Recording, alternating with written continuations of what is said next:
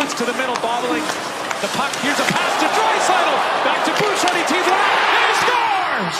Has any defenseman ever made fans argue harder about the word elite than Evan Bouchard? One side posts GIFs of him detonating a 98-mile-per-hour slap shot past a helpless goalie. The other side fires back with a clip of him coasting on a back check while Connor McDavid skates by shaking his head. Yet here we are, 2 straight trips to the Cup final out of the West, an 82-point eruption last season, and another 67-point encore even after opponents started game planning for the Bouch-Bomb. The Oilers just locked him up for $10.5 million per year because a rival franchise threatened to steal him. So why do so many still wonder if he's actually any good? Tonight we're cutting through the noise. No highlight cherry picking, no stat sheet worship, just a straight dive into how Bouchard became the NHL's most polarizing blue liner and whether he's finally proved he belongs in the sport's top tier. But first, remember, the moments you're about to see took me days of research and editing. Smashing that subscribe button is the easiest assist you'll ever collect.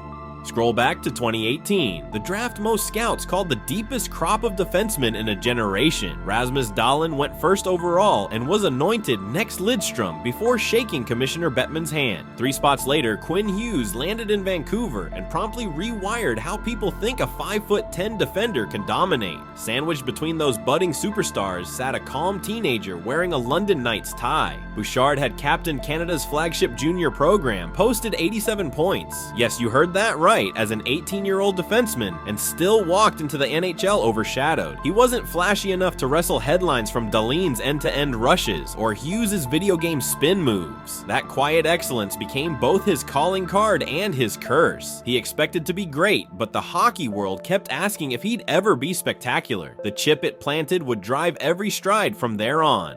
Edmonton's coaching staff treated the fresh-faced blue liner like a slow-brewed espresso rather than a shot of instant caffeine. For 2 seasons, he yo-yoed between third-pair minutes and the press box, learning from Tyson Barrie, Adam Larson, and, when management got desperate, Hall of Famer Paul Coffey himself. The growing pains were obvious. Early pinch misreads, awkward board battles against power forwards who outweighed him by 20 pounds, and turnovers that exploded across social media faster than you can tap a retweet. Yet beneath each cringeworthy clip was incremental progress. By 2021-22, he logged 81 games, 43 points, and more importantly, playoff reps all the way to the conference final. That season, the Oilers discovered the first glimpse of a weapon they'd soon build entire breakout schemes around: Bouchard's laser-precise stretch pass that can flip the ice in a heartbeat. Then came the boom. Freed from Barry's shadow at the 2023 trade deadline, Bouchard vaulted onto power play 1 beside McDavid and Draisaitl and unleashed a statistical thunderstorm. 82 points, 18 of them goals, and a league-best 30 rush shot assists among defensemen, per Sport Logic. Analysts started timing that slap shot. The fastest clock this season touched 98 miles per hour, and he leads all NHL defenders in goals generated off one-timers since last January. The city christened it the Bouch-Bomb, and within months, kids in minor league rinks were yelling the nickname every time they leaned into a slap shot. Predictably, rivals counterpunched in 2024-25, shadowing him high on the umbrella and forcing riskier seams. Didn't matter. He still carved out 67 points, quarterbacked a power play that hummed at 29%, and, according to Evolving Hockey, finished 8th league-wide in offensive goals above replacement.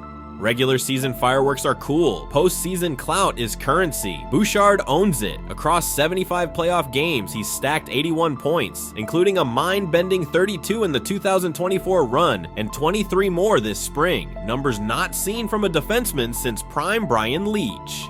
Behind the curtain, analytics departments salivate. He finishes exits with control at a top 5 rate, forces opponents to dump the puck more often than any other Oiler, and posts a turnover per touch ratio lower than celebrated shutdown peers like Jacob Slavin. Translation: the blunders make TikTok, but the boring brilliance drives wins. That efficiency explains why his playoff ice time jumps nearly 2 minutes per night. Coaches trust the calm over the chaos. None of that erases the warts. Bouchard still still finishes most seasons buried in the bottom decile for hits, and too many shifts end with him peeling away from a corner scrum instead of lowering a shoulder. Eye test devotees howl about a perceived absence of urgency. Those seconds where he glides back instead of exploding into a pivot, or lofts a half-hearted clearance that dies at the red line and invites pressure right back in. Slow motion breakdowns on Twitter replay the same sequence. Puck roll, half turn, resigned coast. Yet Sportlogic's turnover severity metric grades his giveaways as bang-on league average, and only 3 became direct scoring chances against all season. When you factor in that he handles the puck on roughly 55% of Edmonton's controlled exits, the context shifts. The surgeon simply works more hours, so the rare slip bleeds across social feeds. The real issue isn't frequency or danger, it's optics. Hockey culture still equates elite with bruises and snarl. Bouchard's game is surgical, not savage, so when the scalpel slips, the cut looks larger than life. Whether that's a genuine flaw or our bias screaming for carnage says more about us than him, and that tension keeps the debate crackling after every game.